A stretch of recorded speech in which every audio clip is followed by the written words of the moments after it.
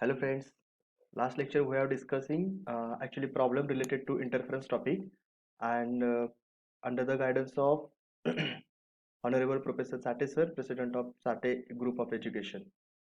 Actually last lectureला ज्या गोष्टी झाल्या होत्या मी थोडक्यात जरा रिवाइज करतो because it is related to the problem and if it is related to the problem then we should know which are the formulas which actually used by us.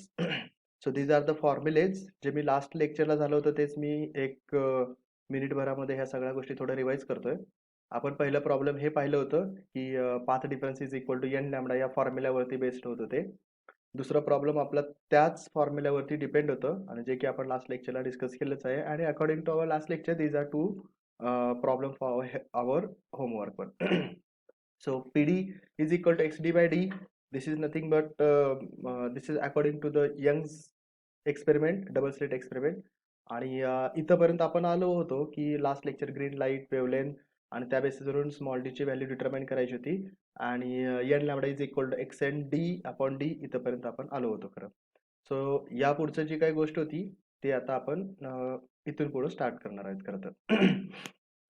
So मला असं वाटतं की ह्या प्रॉब्लेम सुद्धा आपला झाला होता की जे की त्या मगाशी जे दिलेला फॉर्म्युला होता n lambda is equal to x n d upon capital d याच फॉर्म्युल्यावरती डिपेंड होतं. So will start from tomorrow actually. So this is our next problem which states that a monochromatic light from a narrow slit illuminates two narrow slits 0.3 millimeter apart, producing an interference pattern with bright fringes 1.5 millimeter apart on a screen 75 centimeter away. Find the wavelength of light. This is first question. And how will fringe width altered if the distance of screen is double and if the separation between slit is double? That means what? Our given quantity is small d and the value of small d is 0.3 millimeter.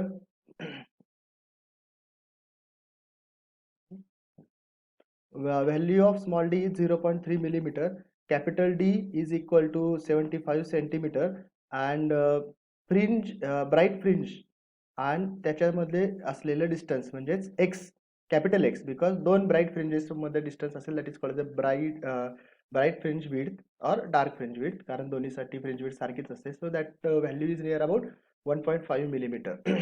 So as we know the formula to calculate capital X is equal to lambda d upon small d and hence lambda is equal to xd upon d. We just have to put up the values in SI form and calculate the same quantities up to this. So we'll get final answer is equal to 6000 amstor. So this is the value of wavelength. So आपलं जे काही formula होता किंवा आपलं जे काही problem होता त्याच्याप्रमाणे वेवलेंथ पहिल्यांदा वेवलेंथ ऑफ लाईट डिटरमाइन करायची होती जे की आपण आलेलं आहे बाय युजिंग सेम फॉर्म्युला जे की आपण मागच्या लेक्चरला सुद्धा पाहिलं होतं खरं की capital x is equal to lambda D by d हा फॉर्म्युला असतो आणि बाय using that formula one can calculate easily lambda value. So if the distance of screen is double that means स्क्रीनची जी काही डिस्टन्स आहे स्लिट आणि screen हे जर डिस्टन्स इन्क्रीज झालं आणि जर ते डबल झालं that means capital D is double आणि जर कॅपिटल डी डबल झालं तर x2 ची व्हॅल्यू म्हणजे तेच फ्रिंज विड्थ कॅपिटल एक्स ची जी व्हॅल्यू होती ना त्याची व्हॅल्यू हे सुद्धा डबल होऊ शकते बिकॉज की जे या इथं दिलेलं आहे lambda d two upon d d two ची व्हॅल्यू आहे ते 2d म्हणजे डबल झाली आहे. सो ते 2 कॉमन काढलं तर lambda d upon d lambda d upon d म्हणजे या इथं आपण एक्सप्लेन केलेलं आहे ती गोष्ट. Capital x is equal to lambda d upon d मग तीच व्हॅल्यू इथं पुटअप केली तर ट्वाइस ऑफ कॅपिटल एक्स आणि कॅपिटल एक्स आहे 1.5 मिलीमीटर. सो x2 ची व्हॅल्यू डबल होऊ शकते. That means the distance between screen and source is double then x2 is also double. Second case जर स्मॉल डी म्हणजे स्लिटच्या मध्ये जे काही डिस्टन्स प्रेझेंट असतं ते जर डबल झालं तर ते डिनॉमिनेटरची व्हॅल्यू डबल होते दॅट मीन्स एक्सची व्हॅल्यू हाफ होईल एक्सची व्हॅल्यू 1.5 मिलीमीटर आहे. So final answer is 0.75 millimetre. So problem simple आहे फक्त एवढंच आपल्याला माहित असायला पाहिजे की यंग्स एक्सपेरिमेंट प्रमाणे जे काही path difference is equal to x d by d हा फॉर्म्युला आहे याच्यामध्ये कोणती व्हॅल्यू डबल करायची आणि कोणती व्हॅल्यू हाफ करायची एवढे रिलेशन जरी कळालं तरी आपल्याला हे प्रॉब्लेम इझिली अंडरस्टँड होऊ शकतो. So our next problem is in Young's double slit experiment, the slits are 0.5 millimeter apart and interference is observed on a screen placed at a distance of 100 centimeter from slit. म्हणजे small d दिलाय capital D दिलाय. It is found that ninth bright band is at a distance 8.835 millimeter from the second dark band. हा, हे जरा interesting problem आहे.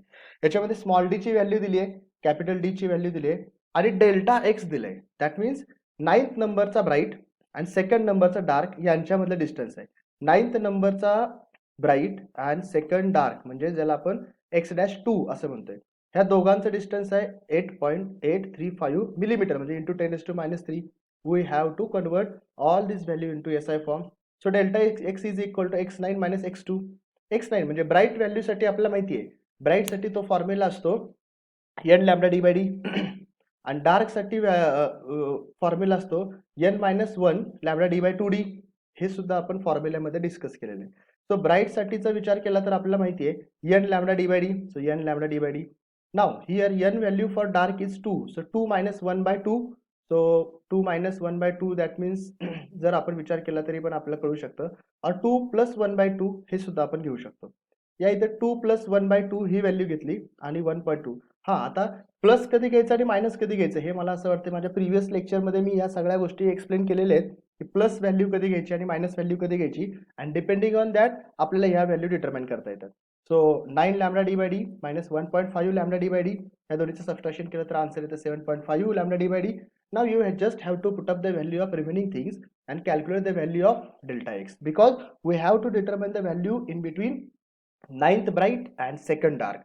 So ही value याच्यामध्ये put up केली, सगळे कॅल्क्युलेशन व्यवस्थित केले तर आपलं फायनल आन्सर मिळतं 589 Amstein unit. Actually 5890 Amstein unit is the light or is the wavelength for sodium vapor light. We know all these things here. So in this problem we have used the formula n lambda is equal to xn d by d and xn is equal to n lambda d by d. That means we just have to rearrange it and finalize the answer one. So our next problem is this is very interesting problem. Actually या प्रॉब्लेमचा weightage 3 मार्कासाठी असू शकतं किंवा मी म्हणेन की सगळ्यात जास्तीत जास्त weightage असलेल्या प्रॉब्लेम मध्ये सुद्धा याची गणना होऊ शकते. कारण याच्यामध्ये काय दिले बघा, in Young's double slit experiment wavelength of monochromatic light 6000 angstrom. That means given is lambda. Optical path difference between two coherent sources at a point P on a screen is 0.0075 millimeter and at a point Q is 0.0015 millimetre. एकच महत्वाची गोष्ट आहे की हे P आणि Q काय आहेत. मी एक थोडक्यात जरा रफ डायग्राम काढण्याचा प्रयत्न करतो. As we all know, this is suppose S1, this is suppose S2, these are the two sources, and if suppose this is the screen, then we know that this is the central line. That means this is the point of central bright band. Now consider that one of the point P is here. This is the point P.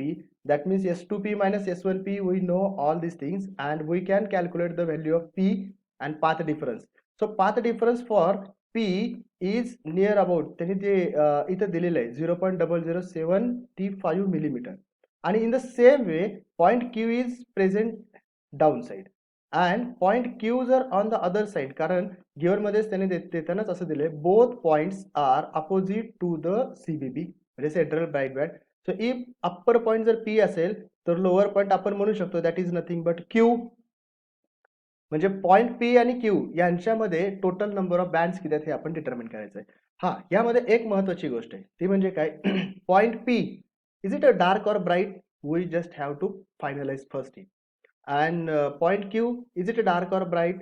Then we have to determine this point Q is a dark or bright.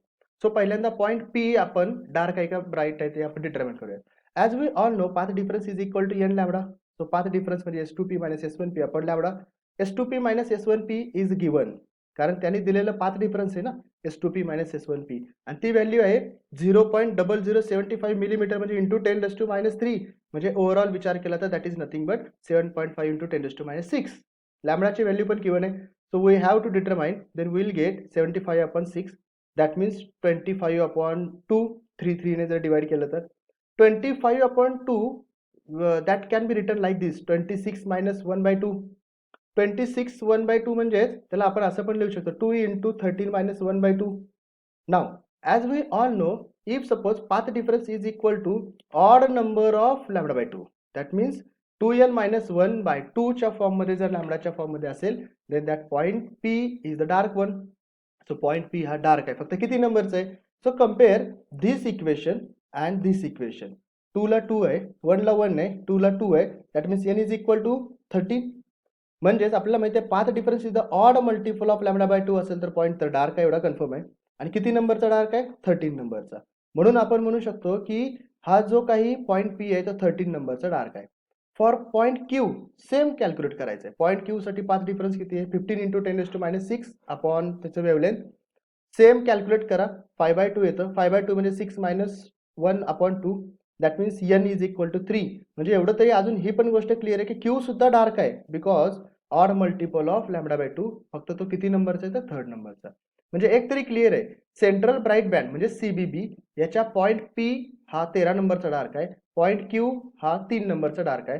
तर ह्या दोघांच्या मध्ये total band किती असू शकतात ना? लिसन, P हा dark point आहे लक्षात ठेवा. दॅट मीन्स आपण कसं मोजतो? पहिला डार्क नंतर पहिला ब्राईट, दुसरा डार्क मग bright, dark bright, dark bright, dark bright. म्हणजे सेंट्रल पासून कॅल्क्युलेट करायला सुरू केलं तर पहिला हा ब्राईट, मग डार्क, मग bright, dark bright, dark bright. म्हणजे पहिल्यांदा डार्क येतो मग ब्राईट येतो. मग 13 नंबरचा डार्क अगोदर येईल, 13 नंबरचा ब्राईट नंतर जाईल. सो आपल्याला टोटल जर डार्क बँड डिटरमाइन करायचं असेल तर आपल्याला माहिती आहे ना 13 नंबरचा पण पकडावा लागतो. So 1 2 3 4 up to 13. So total dark band हे सीबीबीच्या अप्पर साईडला आहे 13, सीबीबीच्या डाऊन साईडला आहे 3. So total number of dark band is equal to 16. आणि जर ब्राईट बँडचा विचार केला तरी पण तसंच ना. सेंटर बरं, पहिला डार्क मग bright, dark bright, dark bright. सुरुवातीला डार्क येतो म्हणजे 1 2 3 4 असं करत करत 13 नंबरचा डार्क नंतर 13 नंबरचा ब्राईट असतो.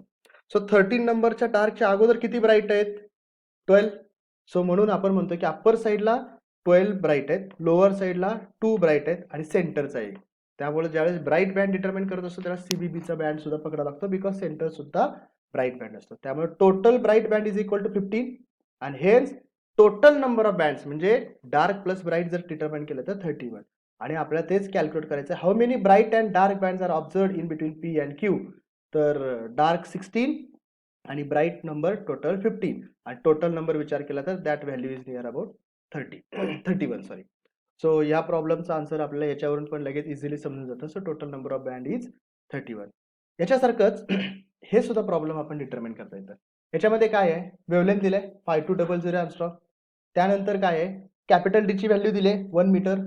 दुसरी गोष्ट कोरंट सोर्सेस 1.2 मिलीमीटर म्हणजे स्मॉल डी दिले आणि सांगितलंय काय की 5th dark on one side आणि 7th bright on opposite side of the CVV. म्हणजे मगाशी सारखंच आहे, फक्त मगाच्या प्रॉब्लेम मध्ये असं होतं की 5 नंबरचा डार्क आणि 7 नंबरचा ब्राईट जसं याच्यात दिले तसं त्याच्यामध्ये डिटरमाइन करायचं होतं. तर ही तर गोष्ट अजून जास्त सोपी झाली. हा, आणि दुसरी गोष्ट मगाशीच्या याच्यामध्ये आपल्याला नंबर ऑफ बँड डिटरमाइन करायचे होते. इथं नंबर ऑफ बँड न डिटरमाइन करता डिस्टन्स कॅल्क्युलेट करायचा आहे. सो आपल्याला माहिती आहे सेंटर पासून किती नंबरचाही असेल ते डिस्टन्स म्हणजे एक्स असतं. So x for upper, x for lower. मग डार्क साठी एक्स आणि ब्राईट साठी एक्स. सो ब्राईट साठी एक्स कॅल्क्युलेट करण्याचा फॉर्म्युला असा असतो n λ/d. 7 नंबरचा ब्राईट आहे so this is called 7 λ/d. Dark साठी असं असतो 2n - 1/2 λ/d. सो किती नंबरचा डार्क आहे? 5th आहे. सो 5 × 2 10 - 1 9/2 म्हणजे 4.5 4.5. सो साधी गोष्ट आहे. डिस्टन्स म्हणजे बघा सीबीबी पासूनचा 7th ब्राईट, सीबीबी पासूनचा 5th डार्क, ह्यांचं डिस्टन्स म्हणजे दोन्हीची ऍडिशन करावं लागेल ना. इथून इथपर्यंत, इथून खालचं असं. सो दोन्हीची ऍडिशन म्हणजे ह्या दोन्हीची ऍडिशन म्हणजे 4.5 λ/d प्लस 7 λ/d. आन्सर येतं 11.5 λ/d. You just have to put up the values now and calculate the answer. Your final answer is 4.983 millimeter. You can calculate it. You can try for the calculation as well. So our next slide is, these are the 3 problems. हे 3 problem आपल्याला होमवर्कसाठी आहे. जसं मी कालच्या किंवा मागच्या लेक्चरसाठी होमवर्कची एक condition दिली होती, सेम वे ही सुद्धा एक होमवर्कची कंडिशन आहे. हे ते 3 प्रॉब्लेम आहेत जे की तुम्ही पॉज करून हे व्यवस्थित स्क्रीनशॉट करून घ्या आणि ते सॉल्व्ह करण्याचा प्रयत्न करा. या प्रॉब्लेम मध्ये सुद्धा जे आतापर्यंत झालेले आहेत तेच असेल. आणि आपलं हे आहे last problem. Find the ratio of intensities at 2 points X and Y on a screen in a Young's double slit experiment.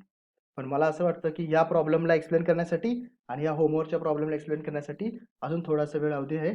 त्याच्यासाठीचा video हे पुढच्या व्हिडिओ जो काय असेल त्याच्यामध्ये या सगळ्या गोष्टी मी एक्सप्लेन करू शकतो. सो तोपर्यंतची गोष्ट सांगायला गेलं तर आतापर्यंत आपण इथं थांबूयात. याच्या पुढची जी गोष्ट आहे ते मी माझ्या पुढच्या लेक्चरला किंवा पुढच्या व्हिडिओमध्ये ऍड करू शकतो. Thank you very much.